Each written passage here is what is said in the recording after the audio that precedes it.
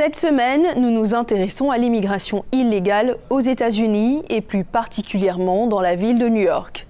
Les rues animées et les gratte-ciel de New York attirent beaucoup de monde, y compris des migrants illégaux venus de partout.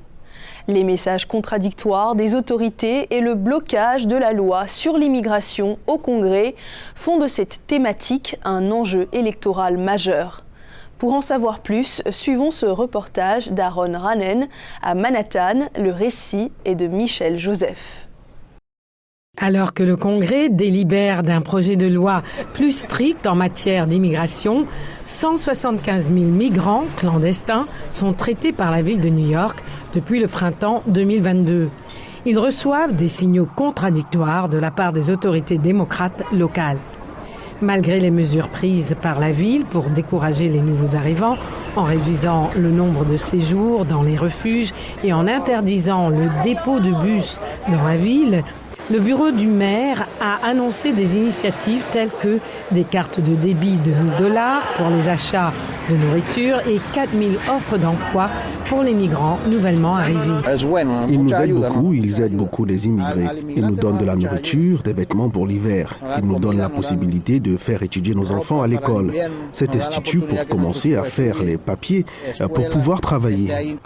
Il y a des gens très bien ici, des gens qui nous aident. Nous voyons même une aide qui n'existe pas dans notre pays d'origine. Alors que les migrants continuent de partager leurs expériences positives avec ceux qui sont restés dans les pays d'origine, ce qui encourage d'autres à vouloir se rendre à New York, le maire cherche des solutions auprès du Congrès, affirmant que ce problème a dépassé le cadre local. C'est un problème national. Chicago, Boston, Houston, Washington.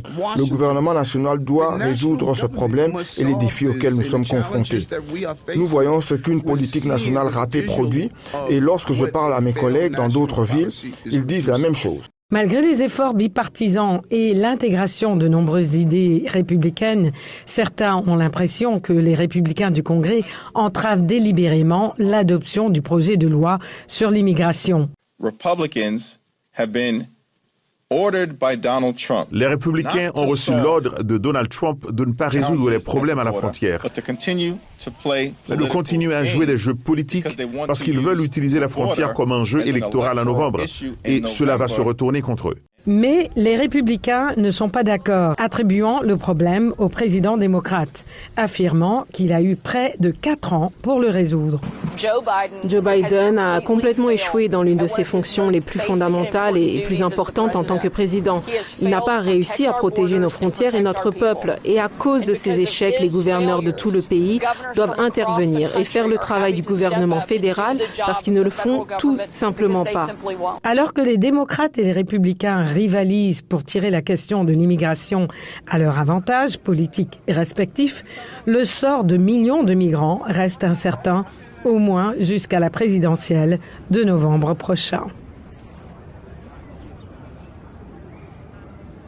Les résultats de la présidentielle de novembre 2024 vont déterminer la politique migratoire des États-Unis pour les 4 prochaines années. Mais pour l'instant, l'essentiel des débats se fait au Congrès où les deux camps, démocrates et républicains, ne parviennent pas à se mettre d'accord sur la prochaine marche à suivre. Dili Diko, VOA Afrique, Washington.